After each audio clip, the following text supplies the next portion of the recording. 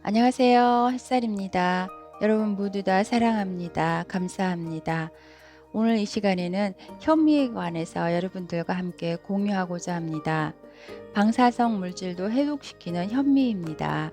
대부분의 영양소가 제거돼 버린 백미에 비해 정제하지 않은 현미는 필수 영양소인 각종 비타민과 미네랄이 풍부하게 존재합니다.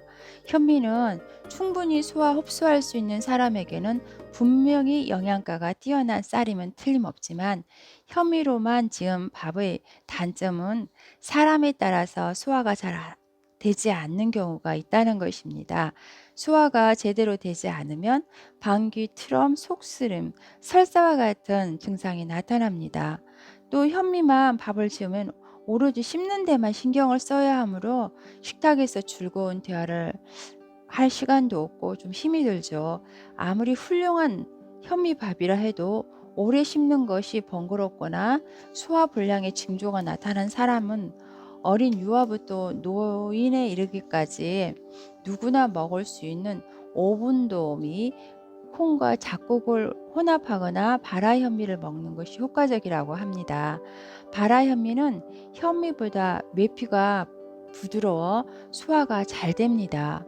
또한 바라현미에는 쌀 알레르기 원인 물질이 되는 단백질이 상당히 적으므로 쌀 알레르기가 있는 사람은 한번 시도해 볼만 합니다. 특히 현미를 생수에 24시간 이상 불리면 싹이 틈과 동시에 새로운 영양소가 추가돼 더욱 맛있는 밥이 됩니다. 그뿐만 아니라 중성지방 억제할 역할, 정신 안정시키는 작용, 감마 아미노낙산이라는 아미노산 물질이 증가해 영양가가 뛰어난 쌀로 변신합니다. 현미에는 뛰어난 노폐물 배출 능력이 있습니다. 현미에는 피트산과 헤미셀룰로스 외에 다양한 항산화 물질이 함유되어 있어 인체에 악영향을 미치는 농약을 비롯한 화학 물질과 중금속, 심지어 방사성 물질과 같은 각종 노폐물을 제거해 주는데 타고난 효능이 있습니다. 1945년 8월 9일 일본 나가사키에 원자폭탄이 투여됐을 때 폭발 중심으로부터 불과 1.4km 정도밖에 떨어지지 않는 장소에 프란시스코 병원이 있었다고 합니다.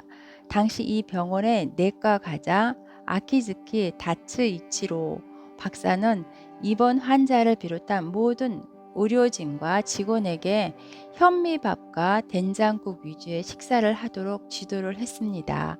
그 결과 다른 병원과 달리 방사성 물질로 사망한 사람이 단 한 사람도 발생하지 않았다고 합니다. 그의 경험은 1981년에 영어로 번역돼 전 세계 베스트셀러가 되었습니다. 현미밥으로 학교 분위기가 완전히 바뀐 일본 학교도 있다고 합니다. 일본 나카노현 사나다의 초립 초중학교의 정신급식을 빵과 밀가루 음식 위주의 식단에서 현미밥 위주로 바뀌었습니다. 부식을 건더기가 많은 된장국에 멸치와 등푸른 생선 및 식이섬유가 풍부한 채소 위주로 반찬을 제공을 했다고 합니다. 7개월 정도 지나자 학교 폭력, 흡연, 등교 거부로 골머리를 앓고 있던 학교 분위기가 완전히 바뀌기 시작했다고 합니다. 2년이 지나자 비행 청소년은 제로가 되었고 등교 거부 학생은 10분의 1로 줄었다고 합니다. 게다가 중증 아토피와 고지혈증을 가진 학생들도 현저히 줄었습니다. 하나의 사례로 치바현 소사시에 있는 노사카라는 중학교가 있습니다. 이 학교에 역시 황폐된 학교 분위기로 인해 교사들이 골머리를 앓고 있었는데 새로 부임한 히라야마 교장이 엉망이 된 학교 분위기를 바꾸고자 일본 치과치료원의 후지시로 히로시 원장과 상담해 나카노현의 사나다 지역의 학교들처럼 정신급식에 현미밥과 채소 위주의 식단을 도입했습니다. 영양이 풍부한 식사를 하게 되자 학생들은 자연스럽게 인스턴트 식품을 좋아하지 않게 되고 교사들의 골머리를 앓게 했던 문제들이 하나둘씩 줄기 시작했습니다.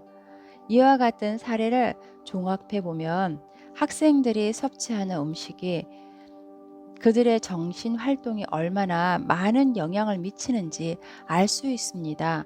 자연에 가까운 음식으로 식생활을 하면 우리의 신체가 건강해지고 자연과 거리가 먼 방법으로 생산된 가공식품 위주의 식생활을 하면 신체에 다양한 문제점이 발생한다는 걸 알 수 있습니다.